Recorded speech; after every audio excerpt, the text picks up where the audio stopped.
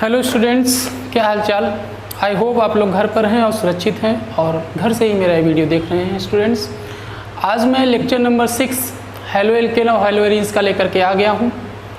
तो चलिए आज स्टार्ट करते हैं। हम लोग जो एक मेथड रह गया था हैलोजन एक्सचेंज मेथड, और उसकी बात करेंगे, जहाँ पे दो जो है नेम रिएक्शन की बात करने वाले हैं, एक फिनकेल्स्टीन और एक है स्वार्ट्ज रिएक्शन। तो वो मेथड ऑफ प्रिपरेशन से कैसे जो है एल्किल हैलाइड बनाया जाता है, इसके बारे में हम लोग बात करने चलते हैं। तो चलिए स्टार्ट करते हैं वीडियो स्टूडेंट्स। नेक्स्ट हम लोग बात करने जा रहे हैं halogen exchange reaction. Halogen exchange reaction में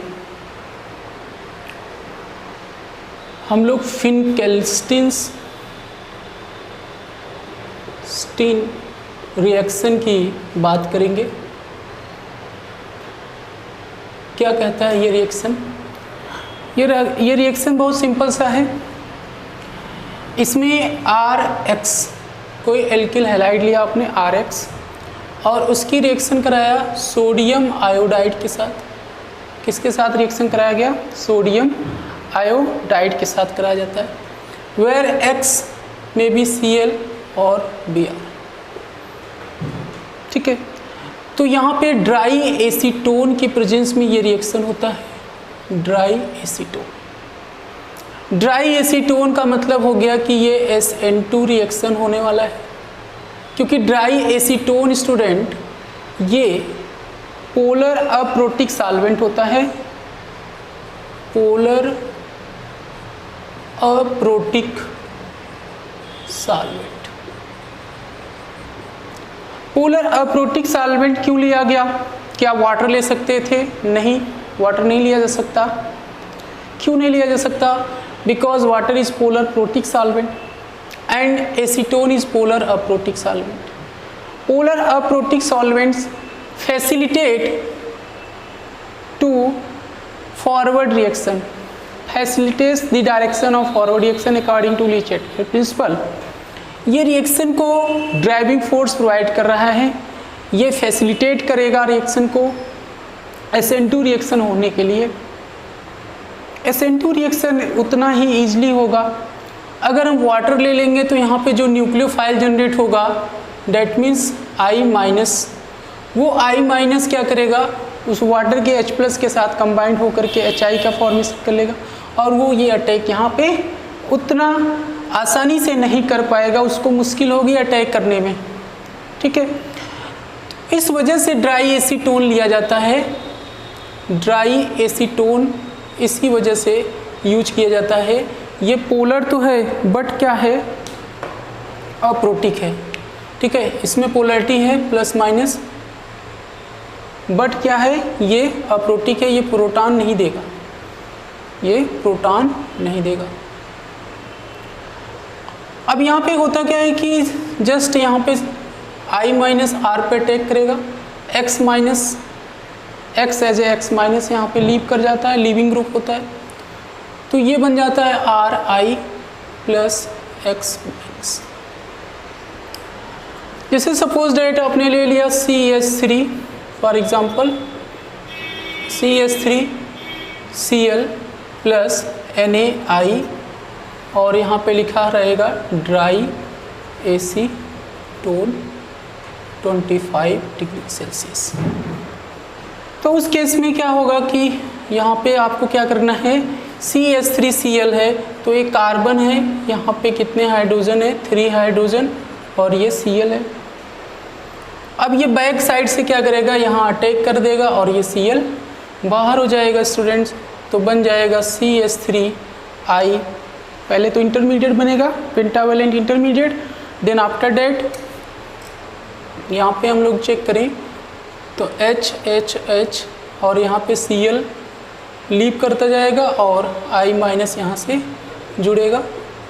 ये ट्रांजिशन स्टेट बनेगा विच इज़ हाईली अनस्टेबल। ये 10⁻⁸ सेकेंड तक बनता है। 10⁻⁸ सेकेंड तक बना, पेंटावेलेंट है, पेंटावेलेंट। कार्बन की वैलेंसी 4 से ज़्यादा नहीं हो सकती, तो ये अनस्टेबल है, 5 वैलेंसी ये रख नहीं पाएगा, तो क्या करेगा, सीधा सीधा यहाँ पे ये निकल जाएगा और ये बन जाएगा। यहाँ पे ये बॉन्ड ब्रेकिंग हो रही है और यहाँ पे ये बॉन्ड का फॉर्मेशन। I- यहाँ से अटैच होगा और Cl- निकल जाएगा यहाँ पे, ठीक है। तो यहाँ से ये बन जाएगा CH3I प्लस BCl-, ये न्यूक्लियोफ्यूज के तौर पे बाहर हो जाता है। तो ये था कहानी यहाँ से ये फिन-केल्स्टिन रिएक्शन का। इसमें एक्सचेंज हुआ है, किसका एक्सचेंज हुआ, हैलोजन का एक्सचेंज हुआ। एक हैलोजन दूसरे हैलोजन के द्वारा एक्सचेंज हो रहा है, इस वजह से इसका नाम क्या पड़ गया, हैलोजन एक्सचेंज रिएक्शन। चलिए देखते हैं इस पर कुछ और प्रॉब्लम करते हैं।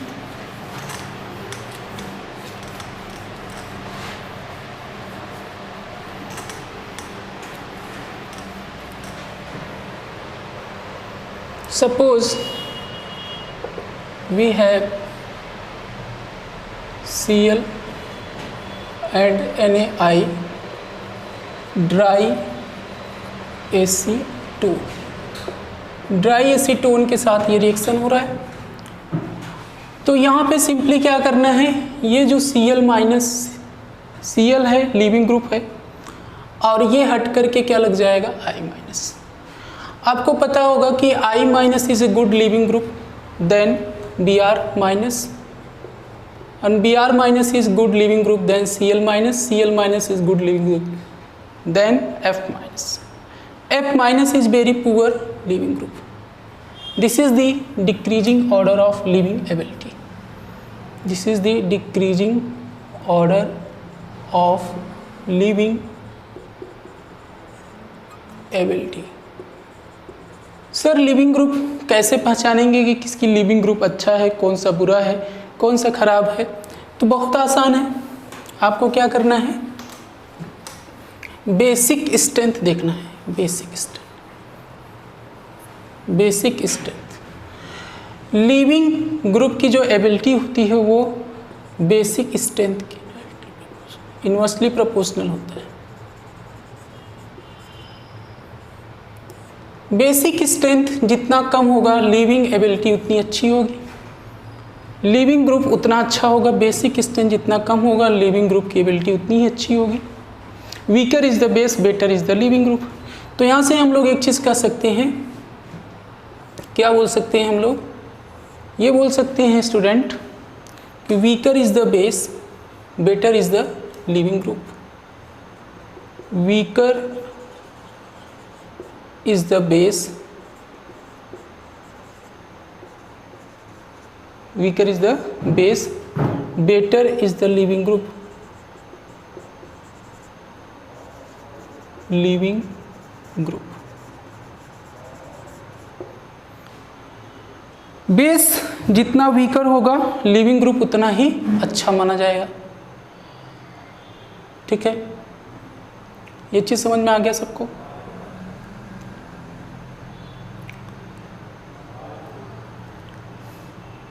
तो यहाँ तक नोट कर लीजिए। अब इसमें देखिए क्या बनेगा, इसमें ये सिंपली क्या होगा कि I- यहाँ पे अटैक करेगा और ये Cl बाहर हो जाएगा, तो बन जाएगा ये चीज़ ऐसे हो जाएगा I। और भी जैसे इस तरह से क्वेश्चन बन सकता है, जैसे मान लीजिए आपको दे दिया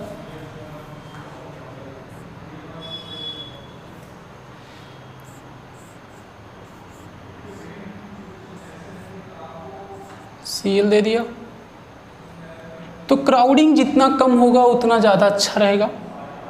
यहाँ पे ये कौन सी डिग्री वाला कार्बन है, 1 डिग्री कार्बन, तो यहाँ पे करा सकते हैं NaI के साथ रिएक्शन उसकी एसीटोन के प्रेजेंस में। अब एसीटोन के साथ इसकी रिएक्शन होगा SN2 रिएक्शन, तो ये अटैक करेगा यहाँ से, ये बाहर हो जाएगा, तो ये बना लेगा ये this much, this is I. अगर यहाँ पे एक चीज़ समझिएगा, अगर ये कायरल कार्बन होता तो क्या होता। मान लीजिए यहाँ फ्लोरीन दिया है, Br दिया है, CH3 दिया है और यहाँ पे H दिया है। ये जो कार्बन है वो कायरल कार्बन है, this is the chiral carbon. और इसकी रिएक्शन अगर हम NaI के साथ कराते हैं in the presence of dry acetone, तो ड्राई एसीटोन जब इसकी रिएक्शन हम लोग कराएंगे तो यहाँ पे इन्वर्जन होगा। SN2 कंडीशन में अगर कार्बन कायरल है तो SN2 के केस में 100% इन्वर्जन होता है प्यारे बच्चों। तो यहाँ पे देखिए इन्वर्जन इन कॉन्फ़िगरेशन होगा जिसको बोला जाता है वाल्डेन इन्वर्जन। क्या बोलेंगे इसको? वाल्डेन इन्वर्जन, ठीक है, वाल्डेन इन्वर्जन। अब ये हो गया H, ये हो गया I, ये हो गया F और ये हो गया CH3। तो I जो होगा वो इस साइड से, यहाँ से बैक साइड से अटैक करेगा और Br फ्रंट साइड से निकल जाएगा। तो इन्वर्जन इन कॉन्फ़िगरेशन होता है, 100% इन्वर्जन होगा। SN2 कंडीशन है तो SN2 के इसमें हमेशा इन्वर्जन होगा। अगर वो कायरल कार्बन है तो यहाँ पे इन्वर्जन होगा। और ये कार्बन कायरल है क्योंकि 4 डिफरेंट ग्रुप से अटैच है, 4 डिफरेंट ग्रुप से अटैच है, इसलिए ये कार्बन कैसा है? कायरल कार्बन, कायरल कार्बन है। तो यहाँ देखिए ये क्वेश्चन दिया हुआ है अपने पास, यहाँ पर 2 कायरल कार्बन है, ये भी कायरल कार्बन है और ये भी कायरल कार्बन है। यहाँ पे I- अटैक कर सकता है। 2 लिविंग ग्रुप हैं, एक Br, एक Cl और एक F, 3 लिविंग ग्रुप हैं। अब इन तीनों की एबिलिटी चेक करना पड़ेगा कौन सा लिविंग ग्रुप अच्छा है, कौन सा वाला लिविंग ग्रुप अच्छा दिख रहा है आपको। तो इसमें सबसे अच्छा Br- होता है लिविंग ग्रुप, तो यहाँ पे हम लोग Br- को लिविंग ग्रुप मानेंगे। तो अटैक ये यहाँ करेगा और Br यहाँ से बाहर हो जाएगा। तो देखिए इन्वर्जन भी होना है क्योंकि कायरल कार्बन है, तो I- यहाँ से जुड़ेगा और H ये हो जाएगा, CH3 हो जाएगा, ये F हो जाएगा, ये Cl हो जाएगा और ये CH3। तो फाइनल प्रोडक्ट ये बनेगा। यहाँ पे ये कार्बन कायरल कार्बन है, I- यहाँ पे अटैक किया, Br निकल करके बाहर हो जाएगा। तो यहाँ पे भी क्या होगा? Inversion takes place, inversion takes place, this is called inversion. Next हम लोग बात करेंगे स्वार्ट्स रिएक्शन की। हैलोजन एक्सचेंज में बात करने जा रहे हैं Swarts reaction.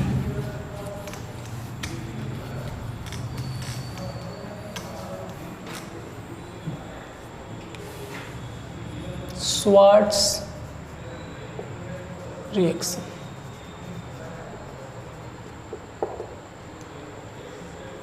Swarts reaction alkyl fluoride बनाने में यूज किया जाता है। ये मेथड्स यहाँ पे क्या करते हैं, हम लोग मेटल फ्लोराइड लेते हैं, ठीक है।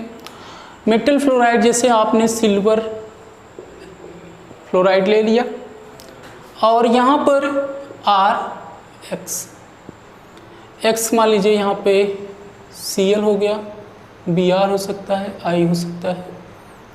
तो यहाँ भी हैलोजन एक्सचेंज होता है। AgF या फिर ले सकते हैं COF2 ले सकते हैं या फिर ले सकते हैं SbF3 ले सकते हैं, ठीक है, या ले सकते हैं Hg2F2 ले सकते हैं, इनमें से कोई सा भी ले सकते हैं, ठीक है।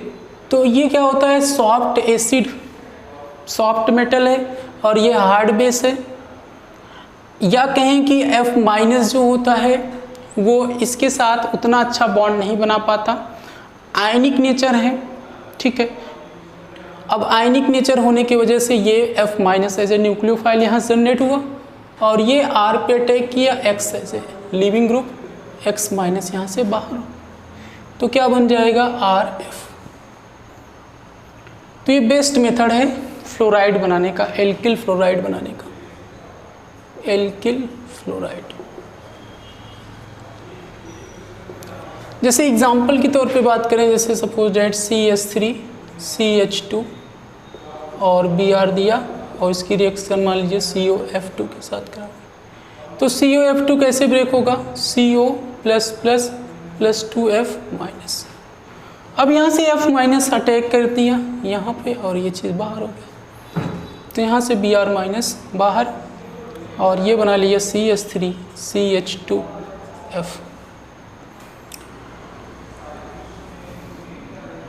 अब यहाँ पे साथ में आप ये भी कह सकते हो कि AgX as a by product बनता है, तो यहाँ पे क्या बन जाएगा COBr2 ये जो है बन जाता है। ठीक इसी तरीके से Sg2Br2 भी रिएक्ट करेगा, F- अटैक किया और यहाँ पे Br की जगह पे क्या लग जाएगा, ये चीज़ हो जाएगा। जैसे मतलब मान लीजिए यहाँ से F- जनरेट हुआ और ये यहाँ अटैक किया, सेम ये प्रोडक्ट होगा, बस बाई प्रोडक्ट बदल जाएगा, तो Sg2Br2 बनेगा। ऐसे AgF होता है, तो यहाँ पे आपने X के तौर पे क्या ले रखा है, मान लीजिए Cl ले रखा है, जैसे RCl है तो RCl की रिएक्शन AgF के साथ करा दीजिए, तो ये Ag + F- ये अटैक किया यहाँ से, तो ये RCl बन गया, साथ ही साथ AgCl बना। तो ये रिएक्शन बहुत ही हंसते ये रिएक्शन होती है, कोई दिक्कत नहीं आती इसमें। ये फ्लोरोबेंजीन बनाने का ये मेथड होता है, ठीक है। तो ये रिएक्शन आपको ध्यान रखना है। नेक्स्ट हम लोग बात करेंगे फिजिकल प्रॉपर्टीज़। फिजिकल प्रॉपर्टीज़ की बात कर लें,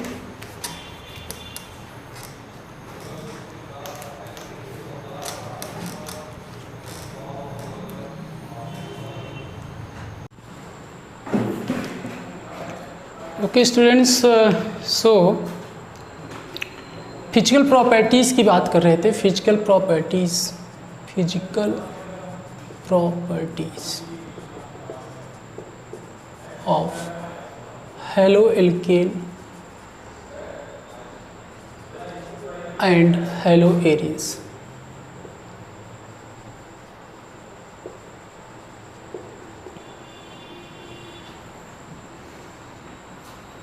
हैलोएल्केन और हैलोएरिन्स की फिजिकल प्रॉपर्टी देखिए, जो लोअर मेंबर्स ऑफ हैलोएल्केन और हैलोएरिन्स होती हैं वो गैसियस फॉर्म में एग्जिस्ट करते हैं, उनका फिजिकल स्टेट क्या होता है, गैसियस।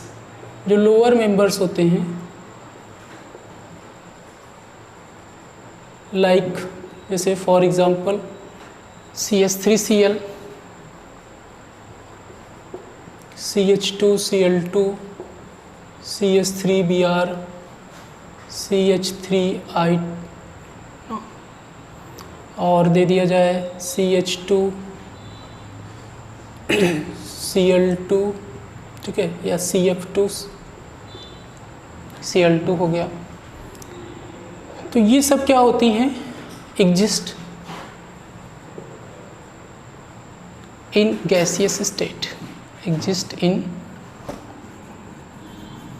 गैसियस स्टेट, एक गैसियस स्टेट में एग्जिस्ट करते हैं। They are colourless but bromide और आयोडाइड्स, ब्रोमाइड और जो आयोडाइड्स होते हैं students,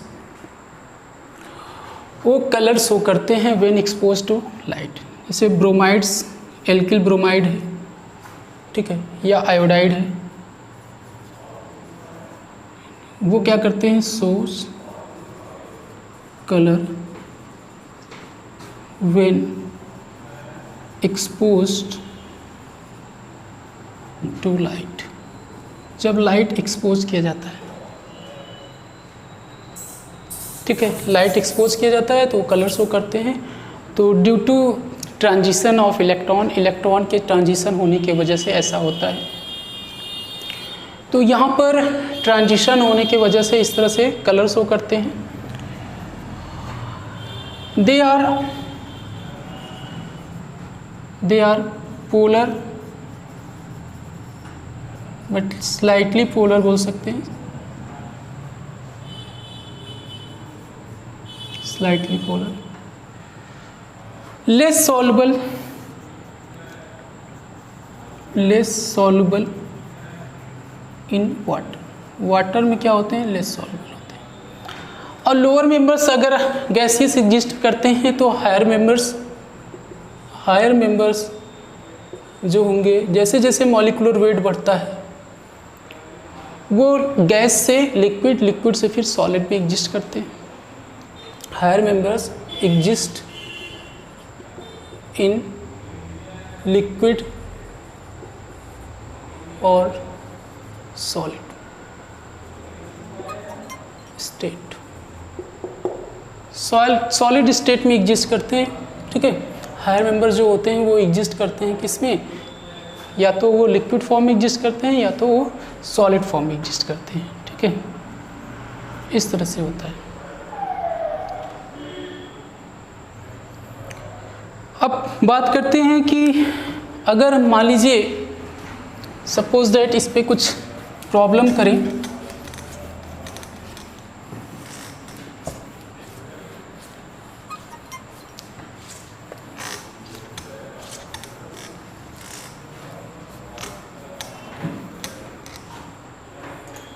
problem in the sense ये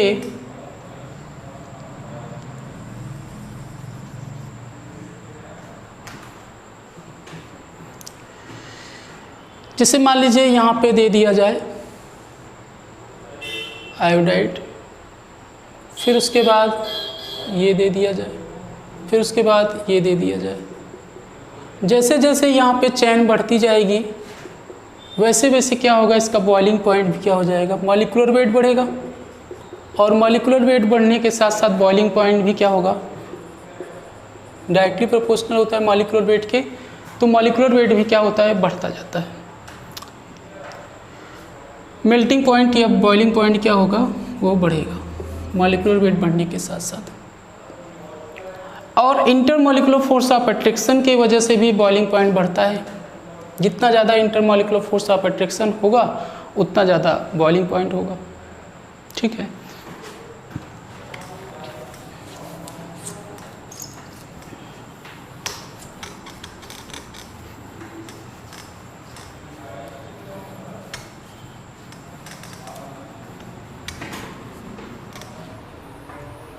जैसे ब्रांचिंग बढ़ रहा है, सपोज दैट ये मान लीजिए 1 2 3 4 या चलिए 5 कर देते हैं। ये पेंटाइल एन पेंटाइल क्लोराइड है, 1 2 3 4 5 एंड 6। तो ये क्या हो गया कि 1 2 3 1 यहाँ से स्टार्ट होगा, 1 2 3 4 एंड 5। तो एन पेंटाइल जो है नॉर्मल पेंटाइल क्लोराइड ये होता है। फिर उसके बाद यहाँ पे Cl मान लीजिए ब्रांचिंग आपको बढ़ानी है, तो ब्रांचिंग बढ़ाना, यहाँ पे ब्रांचिंग और बढ़ा दो, 1 2 3 4 5, तो 5 कार्बन हो गया, यहाँ पे Cl हो गया, तो ब्रांचिंग बढ़ रही है, तो बॉइलिंग पॉइंट कम हो जाएगा। Boiling point inversely proportional to branching. Branching जितना ज़्यादा बढ़ेगा बॉइलिंग पॉइंट उतना कम होगा। भाई नंबर ऑफ ब्रांचेस बढ़ता है तो बॉइलिंग पॉइंट कम हो जाता है, स्फेरिकल नेचर आता है ना, स्फेरिकल नेचर आता है, इस वजह से बॉइलिंग पॉइंट कम हो जाता है। और ज़्यादा ब्रांचिंग करने पे, जैसे यहाँ पे और ज़्यादा ब्रांचिंग कर दे तो 3 4 5, तो ये हो गया टर्सरी, ये है आइसो ब्यूटाइल, और ये है नियो 1 2 3 4 5 नियोपेंटिल है, और ये है आइसोपेंटाइल है, ठीक है, और ये है नॉर्मल पेंटाइल। ये आइसोपेंटाइल पेंटाइल क्लोराइड, और ये है नियो पेंटाइल क्लोराइड। तो नंबर ऑफ ब्रांचेस बढ़ रहे हैं। यहाँ पे कोई ब्रांच नहीं है, सब स्ट्रेट लाइन है। यहाँ पे एक ब्रांचिंग दिख रही है, देखो ये अगर हम लॉन्गेस्ट चेन मान लें तो यहाँ पे एक ब्रांचिंग मिल रही है। यहाँ पे अगर ज़रा चेक करें तो 1 और 2 ब्रांचेस मिल रहा है, तो नंबर ऑफ ब्रांचेस बढ़ रहे हैं, तो इसलिए बॉइलिंग पॉइंट कम होगा। तो फर्स्ट की तो सबसे ज़्यादा होगी, फिर सेकंड की होगी, फिर थर्ड की सबसे कम बॉइलिंग पॉइंट होगा। एक और इंटरेस्टिंग चीज़ यहाँ पे ये चीज़ आपको समझना पड़ेगा कि जितने एल्किल हैलाइड्स होते हैं स्टूडेंट्स, उनका बॉइलिंग पॉइंट, मेल्टिंग पॉइंट वो हाइड्रोकार्बन के कंपेयर में कम होता है।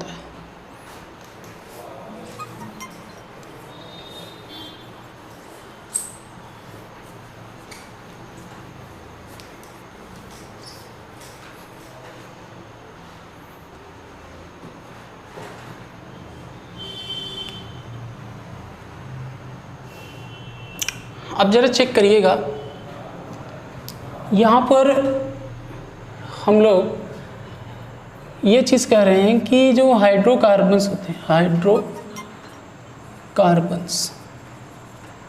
हाइड्रोकार्बन की जो बॉइलिंग पॉइंट, मेल्टिंग पॉइंट होती है वो कम होती है। बॉइलिंग पॉइंट या मेल्टिंग पॉइंट वो क्या होती है, लेस होती है। किससे? एल्किल हैलाइड्स या हेलो एल्केन। इन दोनों में क्या होता है, हेलो एल्केन का बॉइलिंग पॉइंट, मेल्टिंग पॉइंट ज़्यादा आपको मिलेगा। जैसे मान लीजिए दे दिया जाए CH3CH3 ये दिया जाए, और आपको दे दिया जाए CH3F दे दिया जाए, ठीक है। अब ज़रा चेक करिएगा, इसमें 2 कार्बन है, या यहाँ पे CH3Cl ले लीजिए, 2 कार्बन है तो 2 × 12, 6 हाइड्रोजन है तो 6 × 1 ये 30। इसका मॉलिक्यूलर वेट इतना रहे। और CH3Cl है तो CH3Cl में 12 + 3 प्लस इसका मॉलिक्यूलर वेट होता है 35.5, ये 15.35.5, तो ये लगभग 50 के आसपास आ रहा है, ठीक है। तो यहाँ पे ये आ जाएगा 50.5। अगर इसके अलावा मान लीजिए यहाँ पे तो ये इसका मॉलिक्यूलर वेट कम है, लेकिन अगर मान लीजिए यहाँ पे और बढ़ा देते हैं, चलिए और बढ़ा देते हैं, CH2 CH3 3 कार्बन ले लें, तो 3 कार्बन ले लेंगे तो ये हो जाएगा 36 और 3 2 5 5 3 8 और 8 × 1 तो ये हो जाएगा 8 और ऐड कर लीजिए तो 44 हो गया। अब इन दोनों का मॉलिक्यूलर वेट काफ़ी कंपेरेबल हो सकता है, लेकिन आपको जान के आश्चर्य होगा कि इसका जो बॉइलिंग पॉइंट होता है वो माइनस में होता है, जबकि इसका बॉइलिंग पॉइंट पॉजिटिव होता है। तो यहाँ पे लार्ज डिफरेंस इसमें मिलता है, इसके बॉइलिंग पॉइंट में काफ़ी डिफरेंस होता है,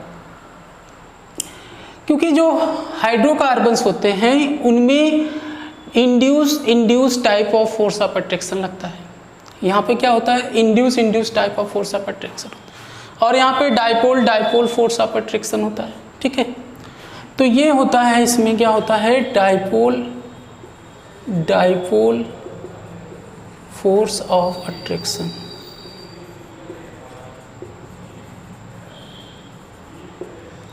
डाइपोल फोर्स ऑफ अट्रैक्शन। और इस हाइड्रोकार्बन में क्या होता है, इंड्यूस फोर्स ऑफ अट्रैक्शन। और इंड्यूस फोर्स ऑफ अट्रैक्शन जो होता है वो वीकर होता है, ठीक है।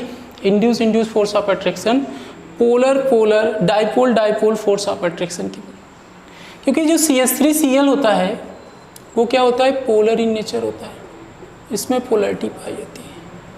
और वाटर वो भी पोलर होता है, तो इसमें ये स्लाइटली सॉल्युबल हो जाता है। जैसे मिथिल क्लोराइड है तो वो वाटर में सॉल्युबल होता है, बट उतना अच्छा नहीं सॉल्युबल होता है, इतना होना चाहिए था बट कम होता है, स्लाइटली सॉल्युबल होता है वाटर में। सॉल्युबिलिटी इसकी जो है इस तरह से बता सकते हैं। हेलो एरिन्स की भी बात कर लेते हैं। हेलो एरिन्स में एक मान लीजिए हमारे पास इस तरह से क्वेश्चन दे दिया जाए, यहाँ से एक क्वेश्चन पूछा जा चुका है, हम लोग जो डिस्कस करने जा रहे हैं। सपोज भी है, यहाँ पर हम लोग बात कर रहे हैं स्टूडेंट, ये दे दी मैंने Cl Cl,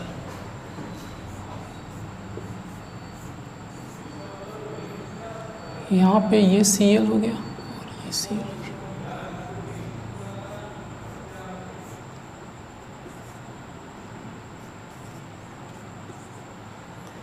अब ये पैरा डाइक्लोरोबेंजीन, ये क्या है? Para dichlorobenzene. और ये क्या है? Meta dichlorobenzene. और ये क्या है? आर्थो डाइक्लोरोबेंजीन है। ठीक है, तो पैरा डाइक्लोरोबेंजीन की खास बात ये है कि अब देखिए बॉइलिंग पॉइंट की पहले बात करते हैं। तो बॉइलिंग पॉइंट आर्थो डाइक्लोरोबेंजीन की सबसे ज़्यादा होती है, आर्थो डाइक्लोरोबेंजीन की सबसे ज़्यादा। फिर उसके बाद पैरा की, पैरा डाइक्लोरोबेंजीन। फिर उसके बाद मेटा का, Meta dichlorobenzene.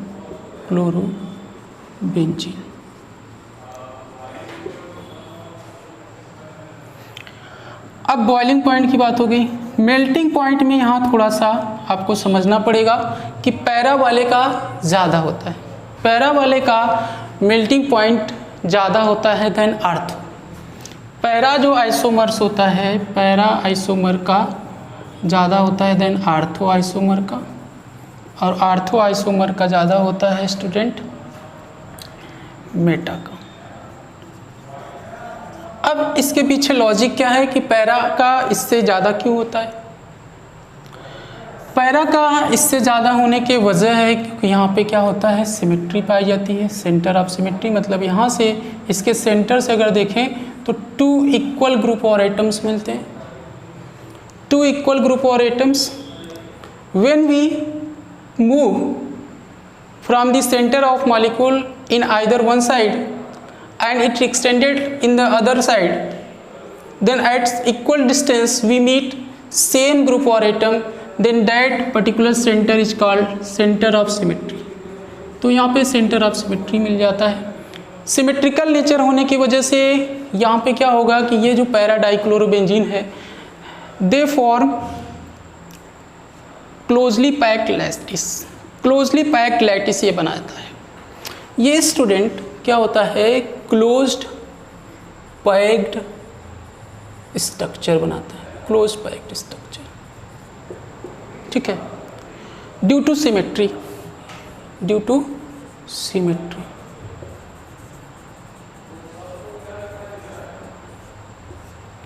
Symmetrical in nature होने की वजह से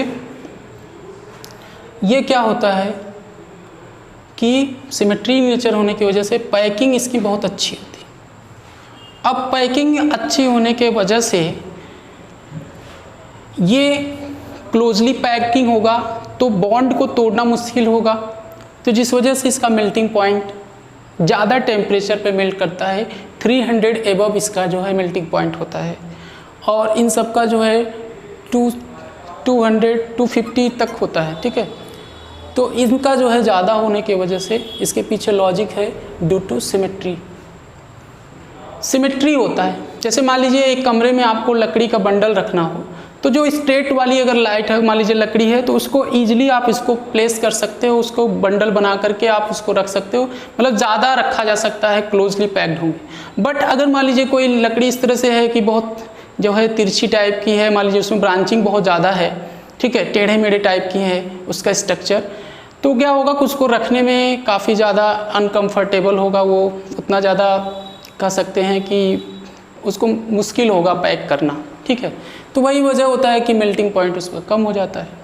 तो जितना ज़्यादा पैकिंग अच्छी होगी, जितना अच्छा होगा सिमेट्री, उतना ज़्यादा उसकी मेल्टिंग पॉइंट होता है। तो आई होप आप लोगों को ये चीज़ समझ में आ गया होगा। ठीक है, तो यहाँ तक आपको समझ में आ गया। अब हम लोग जो है आगे बात करेंगे केमिकल प्रॉपर्टीज़ की, तो यहाँ तक नोट कर लीजिए।